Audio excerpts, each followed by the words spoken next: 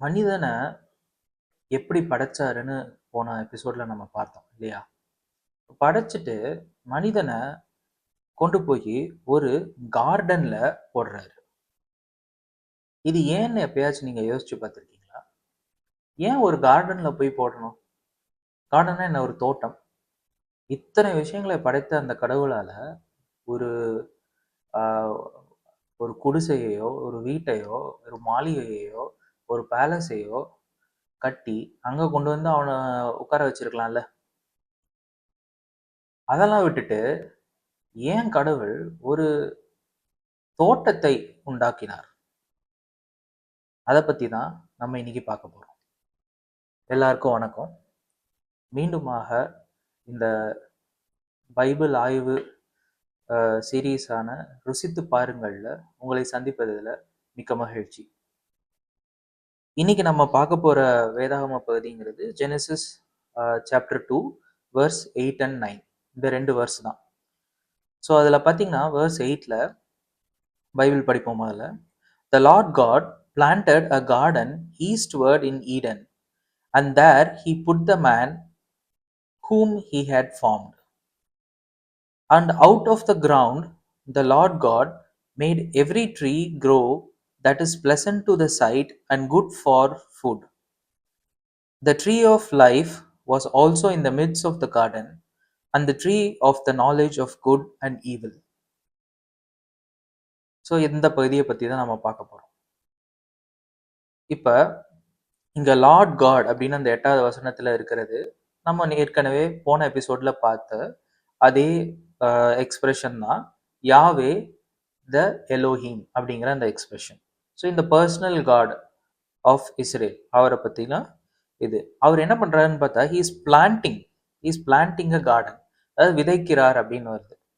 அப்போ இந்த பிளான்டிங் அ கார்டன், இந்த பிளான்டிங் அப்படிங்கிற அந்த ஹீப்ரூ டேர்ம் பார்த்தீங்கன்னா நாட்டா அப்படிங்கிற டேர்ம். அது வந்து சும்மா ஒரு விதையை போடுறதுங்கிறது மட்டும் கிடையாது. இந்த விவசாயிகள்லாம் விதையை போடுவாங்கல்ல, அந்த ஒரு வார்த்தை மட்டும் கிடையாது. அதுக்கு இன்னும் ஒரு எக்ஸ்ட்ரா மீனிங் இருக்கு. அது என்னன்னா எஸ்டாப்ளிஷ் அப்படிங்கிற அர்த்தம். அதாவது ஏதோ ஒன்றை தோன்ற செய்தது, ஏதோ ஒரு புதிய விஷயத்தை தோன்ற செய்தது, ஏதோ ஒரு புதிய விஷயத்தை நிறுவுறது, எஸ்டாப்ளிஷ் பண்றது. அப்ப இங்க இன்டென்ஷனலா ஒரு விஷயத்த கடவுள் எஸ்டாப்ளிஷ் பண்றாரு. அதாவது இந்த ஆடம் அப்படிங்கிறவனுடைய இருப்பிடம், ஹோம் ஆஃப் ஆடம், அதை கடவுள் எஸ்டாப்ளிஷ் பண்றாரு. ஸோ இங்க இந்த பிளான்டடுங்கிற வார்த்தை அதையும் சேர்ந்து குறிக்குது.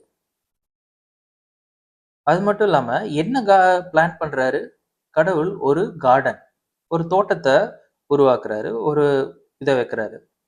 இப்ப இந்த தோட்டத்துக்கு என்ன அர்த்தம்னு பாத்தீங்கன்னா ஆக்சுவலா ஒரு enclosed place of trees and plants, ஒரு என்க்ளோஸ்ட் பிளேஸ் அப்படிங்கிற ஒரு ஐடியால வரும்.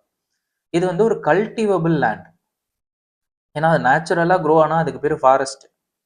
ஆனா நம்மளே தேர்ந்தெடுத்து இந்தந்த மரங்கள் இந்தந்த ஆர்டர்ல இந்தந்த இடங்கள்ல இருக்கணும் அப்படின்னு சொல்லி ஒரு நிலத்தை நம்ம டெவலப் பண்ணோம்னா அதுக்கு பேரு கார்டன், தோட்டம் இல்லைங்களா? ஸோ இங்கேயும் வந்து ஒரு ஃபாரஸ்ட் உண்டு பண்ணல, ஒரு தோட்டத்தை உண்டு பண்றாரு. அதாவது well planned out area, well planned out established cultivated land, அதுதான் அவர் உண்டு பண்றாரு. அது மட்டுமா, அந்த தோட்டத்துல அவ்வளோ மரங்களும் செடி கொடி மட்டும்தான் இருக்குமா? அது இல்லாம தண்ணி இருக்கும். அது இல்லாம இதுல இருந்து கிடைக்கிற அந்த ஃப்ரூட்ஸு, நட்ஸு இதெல்லாம் இருக்கும். Everything necessary for a well being of a human அப்படின்னு சொல்லலாம். அப்ப திரும்பவும் இதே கேள்வியை தான் கேட்கிறேன். கார்டன் அப்படிங்கிறது ஒரு பேலஸ்ல கூட கார்டன் இருக்கலாம் இல்லையா? அப்போ ஒரு பேலஸ் கட்டியிருக்கலாம், இல்லாட்டி ஒரு வீட்டை கட்டி அதை சுத்தி ஒரு கார்டன் வச்சிருக்கலாம், இல்லாட்டி ஒரு ஒரு குடிசையாச்சும் கட்டியிருக்கலாம் இல்லையா? கடவுள் வந்து என்னென்ன மாதிரி வேலைகள்லாம் இதுக்கு முன்னாடி பார்த்துருக்காருன்னு பாருங்களேன். ஒண்ணுமே இல்லாத இடத்துல இருந்து பிரபஞ்சத்தை படைச்சு அதுல வானத்தை, பூமிய, சூரியனை, சந்திரனை, சோலார் சிஸ்டம் எல்லாத்தையும் படைச்சு இங்க பூமியில வந்தா அதுல நிலத்தை உண்டு பண்ணி இது சி எல்லாம் உண்டு பண்ணி அதுக்கப்புறம் வெஜிடேஷன்ஸ், கிராஸு, ஃபாரஸ்ட்டு, அதுக்கப்புறம் என்னென்னமோ உண்டு பண்ணியாச்சு. ஆடு மாடு கோழியில இருந்து இதை வரைக்கும் கொரில்லா வரைக்கும் உண்டு பண்ணி இப்ப மனுஷனையே உண்டு பண்ணியாச்சு. இத்தனையும் பண்ண கடவுளுக்கு அட்லீஸ்ட் ஒரு குடிசையாச்சும் நிறுவ தெரியாதா? அவர் ஏன் கார்டனை கரெக்டா சூஸ் பண்றாரு? அதை ஏன் அவரு பண்றாருன்னு பாத்தீங்கன்னா, அது அவரை ரிவீல் பண்ணுது. கடவுள் யாரு அப்படிங்கிறத இந்த மக்களுக்கு, அதாவது இந்த இத வேத பகுதிய இப்ப ரிவீல் பண்ண மக்கள் யாரு? அந்த சினாய் வைல்டர்னஸ்ல இருக்கிற அந்த இஸ்ரேலைட்ஸ். அவங்களுக்கு கடவுள் யாருன்னு காமிக்கிற ஒரு விஷயமா இங்க இந்த கார்டன் அப்படிங்கிறது இருக்கு. இப்ப கார்டன்ங்கிறது ஒரு ப்ரொடெக்டட் ஏரியா, ஒரு கல்டிவேட்டட் ஏரியா அப்படின்னு நம்ம பார்த்தோம். ஒரு பிளான்ட் ஏரியா அப்படின்னு நம்ம பார்த்தோம். ஸோ அந்த ஏரியால ப்ரொடெக்ஷன் இருக்கு, ஒரு பீஸ் இருக்கு, நமக்கு தேவையான ஃபுட் இருக்கு, நமக்கு தேவையான ஷெல்டர் இருக்கு, நிழல் இருக்கும். அது இல்லாம மற்ற மிருகங்கள் இருக்கும். அங்க விதவிதமான மரங்கள் இருக்கும். அங்க சாப்பிடுறதுக்கு சாப்பாடு இருக்கும், தண்ணி இருக்கும். இப்படி மனிதனுக்கு தேவையான அனைத்தும் அந்த ஒரு கார்டன்ல நம்மளால பார்க்க முடியும். இப்ப கார்டனுக்கும் ஒரு பேலஸ்க்கும் ஒரு ஹட்டுக்கும் என்ன வித்தியாசம்னு பாத்தீங்கன்னா, மனிதன் தன்னுடைய முழுமையான எஃபர்ட்டை போட்டான்னா இந்த மண்ணுல இருந்து கல்லையும் சிமெண்ட்டையும் மற்ற விஷயங்களையும் கண்டுபிடிச்சு இந்த வீட்டையும் இந்த பேலஸையும் அவனால கட்ட முடியும். அதுக்கு கடவுள் தான் அவசியம்னு இல்லை. ஆனா ஒரு கார்டன் அவன் பண்ணணும் அப்படின்னா, என்னதான் அவன் அந்த நிலத்தை பராமரிச்சு அதுக்கு தேவையான ப்ரிசர்வேட்டிவ்ஸ் எல்லாத்தையும் போட்டு அதுக்கு தண்ணியை ஊற்றி அங்கே தேவையான எல்லா விஷயத்தையும் அவன் செஞ்சா கூட அந்த விதையில அந்த உயிரை உண்டு பண்ணக்கூடிய கெப்பாசிட்டி அவனுக்கு கிடையாது. அது கடவுள் தான் கொண்டு வரணும். ஸோ எல்லா மரமும் எல்லா விதைக்கப்படுற விஷயங்களும் அது வளர்ந்து வரும்போது it is actually a gift of God. உன்னுடைய எஃபர்ட்ஸ் அது அந்த மாதிரியான ஒரு மாற்றத்தை உண்டு பண்றது ரொம்ப கம்மி. இன்ஃபேக்ட் அதுல எந்த ஒரு பார்ட்டுமே ஒரு மனிதனா பிளே பண்றது இல்லை. அந்த செடி அந்த கொடி அந்த விதை அதுல இருந்து அந்த உயிரினம் டெவலப் ஆகணும் அப்படின்னா அது கடவுள் தான் மனசு வைக்கணும். உன்னால அது முடியாது. ஸோ இந்த ப்ரொவிஷன் அப்படிங்கிறது it is a gift of God அப்படிங்கிறது தான் முதல்ல இவங்க புரிஞ்சுக்கக்கூடிய ஒரு விஷயம். ரெண்டாவது என்னன்னா, கார்டன் அப்படிங்கும்போது ஒரு செடி மட்டும்தான் இருக்குமா? இல்ல, பல செடிகள் இருக்கும், பல தாவர வகைகள் இருக்கும், பல பூக்கள் இருக்கும், பல மிருகங்கள் இருக்கும், அங்க தேனும் கிடைக்கும், மஷ்ரூம்ஸ் கிடைக்கும், அந்த மாதிரி நிறைய விஷயங்கள் கிடைக்கும் இல்லையா? அப்ப இட் இஸ் ரெப்ரசன்டிங் அபண்டன்ஸ். அந்த அபண்டன்டான பிளெஸ்ஸிங் அதுதான் இந்த இஸ்ரேலுக்கு முதல்ல தெரியறது. இப்போ ஒரு பேலஸ்ல கல்லு இந்த கல்லு, கிரானைட்டு, டைல்ஸ் எல்லாம் போட்டு கட்டிடலாம். ஆனா சாப்பாட்டுக்கு என்ன பண்றது? ஸோ அப்ப அவன் அதுக்கு வேற ஒரு விஷயத்த கண்டுபிடிக்கணும், வேற ஒரு வேலையை செய்யணும். ஆனா இங்க கார்டன்ல அப்படி கிடையாது. இந்த கார்டனே it will provide you whatever you need. Food, water, shelter எல்லாமே அது ப்ரொவைட் பண்ணும். ஸோ தேவனுடைய அளவற்ற கிருபையை இது காமிக்குது. இரண்டாவது, அடுத்து பாத்தீங்கன்னா பீஸ். இப்ப மேன்ஷன், வீடு இதெல்லாம் எடுத்துக்கிட்டா கூட பீஸ் இருக்குமா இல்லையான்னு நம்மளால சொல்ல முடியாது. ஆனா ஒரு கார்டன்ல பீஸ் இருக்கும். அதனாலதான் காசு இருக்கிறவன் எல்லாம் கடைசியில என்ன பண்றான், ஒரு ஃபார்ம் ஹவுஸை வாங்குறான். அப்படி அந்த அளவுக்கு காசு இல்லாதவன் என்ன பண்றான், காசு கட்டி இந்த மாதிரி ஃபார்ம் ஹவுஸ்ல 2-3 நாள் போய் தங்கிட்டு வரான். ஏன் அவன் அங்க போறான்? ஏன்னா அங்க ஒரு பீஸ் இருக்கு, அங்க ஒரு நேச்சரோட ஒன்றிய ஒரு ஸ்டேட். ஸோ அந்த மாதிரியான ஒரு பீஸ் அது யார் கொடுக்க முடியும்? கடவுள் மட்டும்தான் கொடுக்க முடியும். ஸோ இந்த கார்டன் அப்படிங்கிறது அந்த பீஸை குறிக்குது. அடுத்து பாருங்க, இந்த கார்டன்ல இருந்து அதுல இருந்து கிடைக்கிற அந்த விதைகள் மூலமா வேற ஒரு கார்டன் அவங்களால உருவாக்க முடியும். ஃப்ரூட்ஃபுல்னஸ், அடுத்த ஜெனரேஷனை டெவலப் பண்ண முடியும். ஆனா ஒரு பேலஸ்ல இருந்து கிடைக்கிற அந்த கல்லெல்லாம் வச்சு இன்னொரு வீட்டை கொண்டு வர முடியுமா? முடியாதுல்ல. ஸோ இந்த மாதிரியான விஷயங்கள் எல்லாம் கடவுளுடைய கேரக்டர் என்ன அப்படின்னு காமிக்கிறதுக்காகவே அங்க ஒரு கார்டன் இருக்கு. இந்த பைபிள் முழுவதிலும் எங்கெங்கெல்லாம் இந்த கார்டன் அப்படிங்கிற அந்த கான்செப்ட் வருதோ அங்க எல்லாம் கடவுளுடைய அளவற்ற கிருபை, அளவற்ற பிளெஸிங்ஸ் அத மீன் பண்ற மாதிரி தான் இருக்கு. ஸோ அப்படிதான் இந்த இந்த concept of garden full and full அப்படிதான் வருது. அது மட்டுமா, இன்னொரு முக்கியமான விஷயம் என்ன? அந்த இடத்துல நிலம் இருக்கு, தண்ணி இருக்கு, மரங்கள், செடி, கொடிகள் எல்லாம் இருக்கு. அது கூட சேர்ந்து யாரும் இருக்கிறா? கடவுளும் இருக்கிறாரு. நீங்க கட்டின அந்த வீட்ல கடவுள் இருக்காருன்னு உங்களால சொல்ல முடியுமா? ஆனா இந்த இயற்கையோட ஒன்றிய இந்த நிலையில, அந்த இடத்துல கடவுள் இருக்கிறாரு. அவரு தான் பிளான்ட் பண்றாரு. He was the first gardener. முதல் கார்டனரே அவர்தான். அப்ப அங்க கடவுளும் அப்ப இந்த கார்டன் அப்படிங்கிறது மனிதனும், இயற்கையும், கடவுளும் எல்லாரும் ஒன்று சேர்ந்து இருக்கிற ஒரு விஷயத்த இங்க நம்ம பார்க்கிறோம். அப்படிப்பட்ட ஒரு விஷயம் தான் கார்டன். அதனால தான் கடவுள் கார்டன உண்டு பண்றாரு. மற்ற விஷயத்த விட்டுட்டு கார்டன உண்டு பண்றாரு. அதாவது கடவுள் தான் இந்த எல்லாவற்றையும் ப்ரொவைட் பண்றாரு அப்படிங்கிற அந்த ஒரு ஞானம் இந்த மனிதனுக்கு வர வேண்டும் என்பதற்காகவே ஒருவேளை இந்த கார்டனை படைச்சாரோ என்னமோ. இந்த கார்டனை ரெடி பண்ணிட்டு அடுத்து பாருங்க, Lord God planted a garden. அதுக்கப்புறம் ஒரு முக்கியமான வார்த்தை வருது, ஈஸ்ட்வர்ட் இன் ஈடன் அப்படின்னு. நான் இதை உட்காந்து வாசிக்கும் போது யோசிச்சு பார்த்தேன், இந்த ஈஸ்ட்ங்கிற கான்செப்ட் எதுக்கு?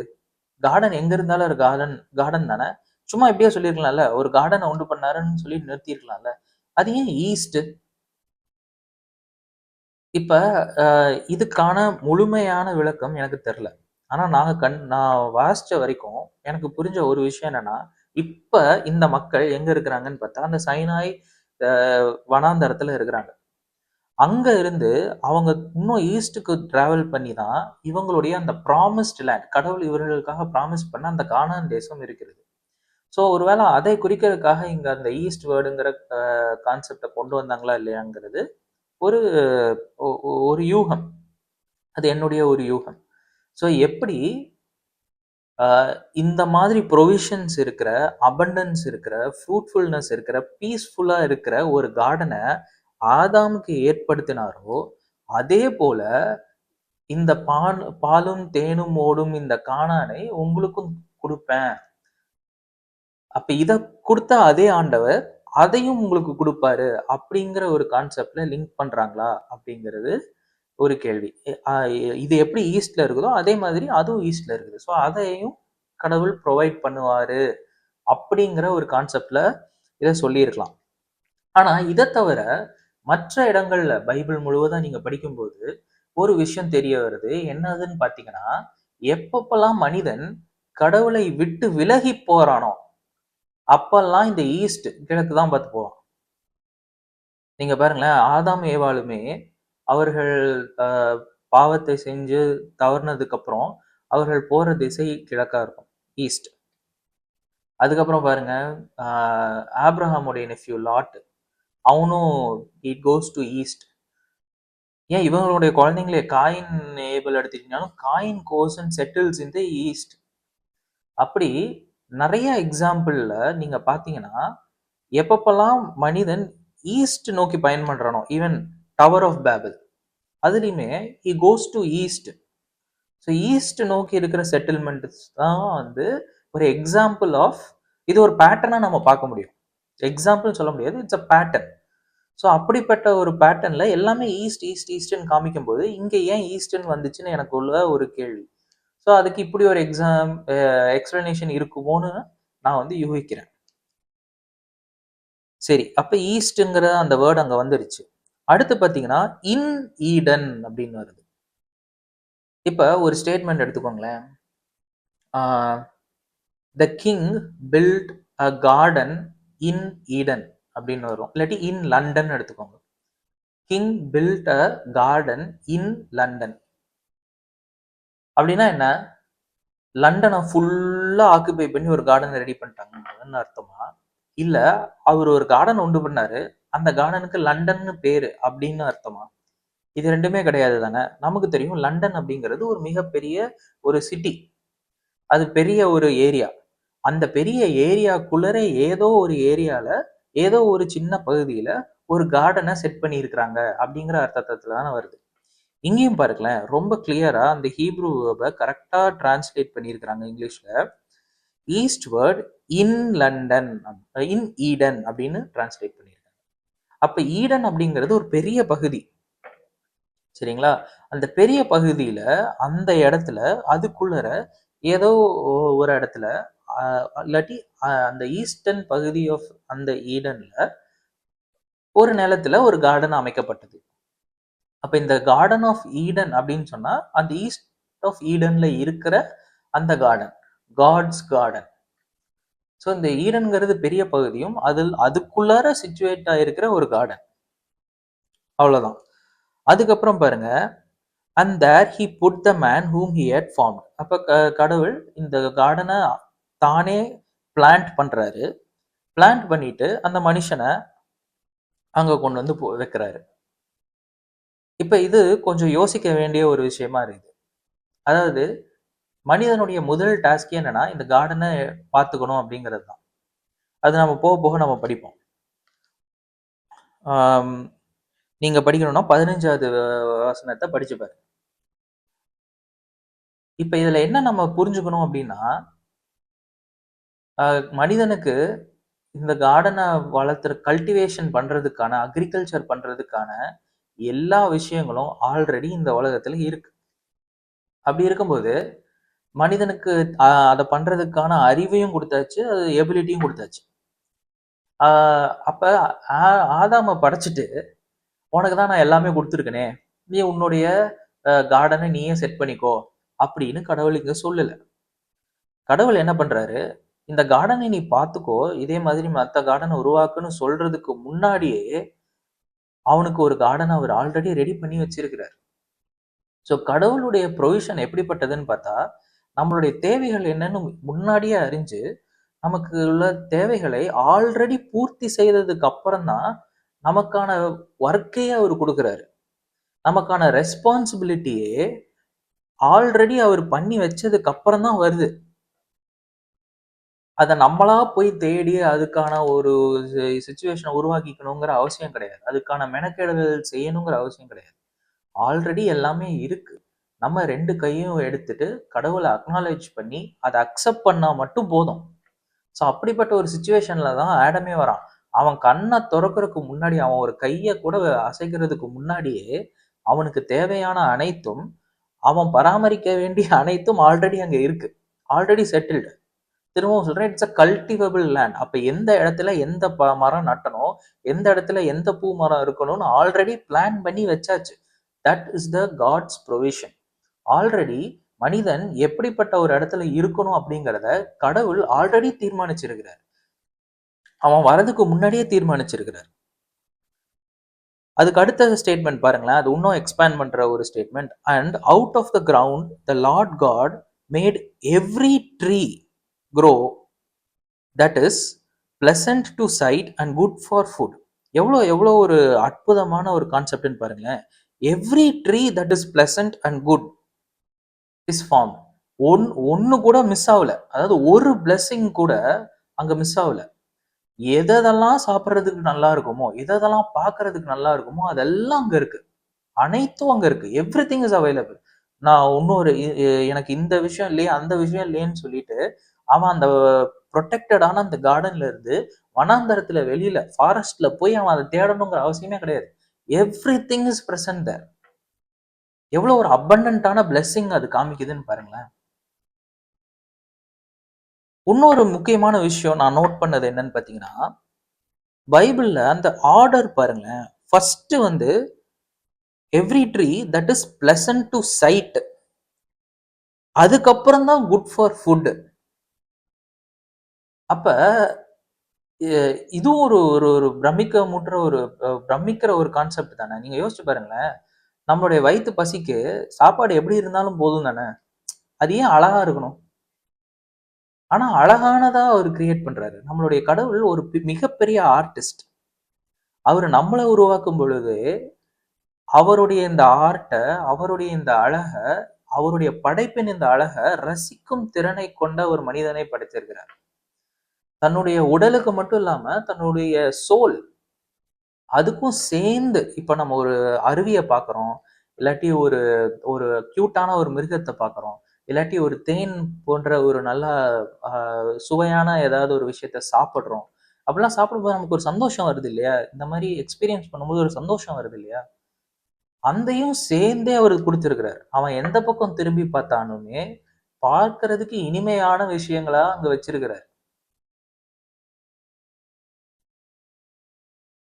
அடுத்து பாருங்க, இன்னும் அடுத்த பாயிண்ட் என்ன போகுதுன்னு பாருங்க. "The tree of life was also in the midst of the garden." Tree of life. அதாவது ஒரு மனிதனால பெறவே முடியாத ஒரு விஷயம், அவன் என்ன கஷ்டப்பட்டாலும் பண்ணவே முடியாது அப்படிங்கிறதே என்னதுன்னா லைஃப் தான். அவனால இன்னொரு புது லைஃப ஒண்ணுத்திலே இல்லாம கிரியேட் பண்ணவே முடியாது. முன்னாடியே பார்த்தோம் life is a gift of God அப்படின்னு. இப்ப இந்த garden it's also gift of God. அந்த கிஃப்ட் ஆஃப் காடுக்குள்ளர இந்த மிட்ஸ் நடுவே என்ன இருக்கு? ட்ரீ ஆஃப் லைஃபே இருக்கு. அவன் எத ரொம்ப மிஸ் பண்ணுவானோ, எத அவனால பண்ணவே முடியாதோ, அது கார்டனுடைய நடுப்பகுதியில அத வச்சிருக்கிறாரு. எப்பேர்ப்பட்ட ஆசீர்வாதமான ஒரு விஷயம் பாருங்களேன். சோ பாருங்க, அந்த அந்த வனாந்தரத்துல இருக்கிற அந்த மக்கள் இதையெல்லாம் கேட்டாங்கன்னா, அவங்க எவ்வளவு சந்தோஷப்படுவாங்க. அதாவது நம்மள காப்பாத்தி கொண்டு வந்து இப்ப இந்த வனாந்தரத்துல வச்சிருக்கிற இதே தேவன் தான், அன்னைக்கு ஆதாமுக்கு இப்பேற்பட்ட ஒரு ஒரு விஷயம் ஒரு ஒரு இடத்த ரெடி பண்ணி, அவன் அவன் அவன் அவன் கேட்கறதுக்கு முன்னாடியே எல்லாத்தையும் குடுத்து, அவன் வந்து அத அக்செப்ட் பண்ணா மட்டும் போதுங்கிற ஒரு சிச்சுவேஷன்ல வச்சிருக்கிறாரு. அப்ப இதே கடவுள் நம்மள நமக்கு ப்ராமிஸ் பண்ண அந்த இடத்துல, அந்த பாலும், தேனும் ஓடுற அந்த கானான்ல நம்மள கண்டிப்பா கொண்டு போய் சேர்ப்பார் அப்படிங்கிற ஒரு ஹோப்ப குடுக்குற ஒரு விஷயமா இங்க நம்ம இத பார்க்கிறோம். சோ இதுல கடவுளுடைய எல்லா விதமான ஆ அட்ரிபியூட்ஸும் வெளியில வருது. அவர் எவ்வளோ கிரேஸ்ஃபுல் ஆனவர். அவர் எவ்வளோ ஒரு ஆர்டிஸ்டிக்கான பெர்சன். அவருக்குள்ளார எத்தன ஒரு பியூட்டி இருக்கு. அவர் எவ்வளோ அபண்டன்ட்டா பிளெஸ் பண்ணுவார். எதுவுமே வந்து 1, 2ன்னு குடுக்குறது இல்ல. எல்லாமே அபண்டன்ட் பிளெஸ்ஸிங். அப்புறம் நம்ம கேட்கறதுக்கு முன்னாடியே புரோவிஷன். நமக்கு கேட்கறதுக்கு முன்னாடியே புரோவிஷன். ஸோ அப்படிப்பட்ட ஒரு தாட்ஃபுல்லான கடவுள். ஹி இஸ் இஸ் ஹி அவர் வந்து நமக்கு என்ன தேவைங்கிறத முன்னாடியே யோசிச்சு, அத அழகாக்கி நமக்கு தரார். அப்படிப்பட்ட ஒரு தேவன். அப்ப இந்த கார்டன் அப்படிங்கிறது, it was more than a home for humanity. It was a place full of abundance. It was a place full of grace. It was a place where man, God, and nature were living together, were meant to live together. So அப்பேற்பட்ட ஒரு கார்டனை உருவாக்கி அங்க எல்லாரையும் வச்சிருக்கிறாரு. So இப்போ வரைக்கும் எல்லாம் வந்து சூப்பரா போயிட்டு இருக்கு. எல்லாமே இருக்கு. மரம், செடி, கொடி, இடம் எல்லாமே இருக்கு. இதெல்லாம் இருக்கும்போது கூட கடைசியா ஒரு ஸ்டேட்மெண்ட் வருது. தேர் வாஸ் அனதர் ட்ரீ இல்லையா?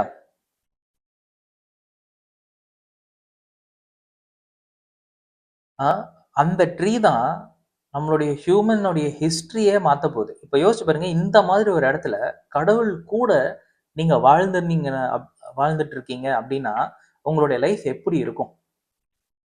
நீங்க என்ன கஷ்டப்படுவீங்க? உங்களுக்கு கஷ்டம்னா என்னன்னு தெரியுமா? எவ்வளோ ஆனந்தமான ஒரு வாழ்க்கையா இருக்கும். ஸோ அந்த இடத்துல இன்னொரு கேரக்டர் இங்க வருது. இன்னொரு ட்ரீ. அந்த ட்ரீனால நம்மளுடைய ஹிஸ்டரியே மாறிருச்சு. இப்படிப்பட்ட ஒரு ட்ரீய நம்ம ஹிஸ்டரியவே மாத்தக்கூடிய அந்த ட்ரீய எடுத்து கொண்டு வந்து நடு நடு கார்டன்ல வைக்க காரணம் என்ன? அது வந்து என்ன ஒரு ட்ராப்பா? கடவுள் வந்து அது தெரியாம வச்சுட்டாரா? இல்ல அது அதுவே ஒரு கிரேஸா? அத பத்தின டீட்டெயில் எல்லாம் இனி அடுத்த எபிசோட்ல நம்ம சந்திப்போம். அதுவரைக்கும் கர்த்தர் உங்கள் அனைவரையும் ஆசீர்வதிப்பாராக. அவருடைய வார்த்தைகள்ல அவர் வெளிப்படுவாராக. நன்றி.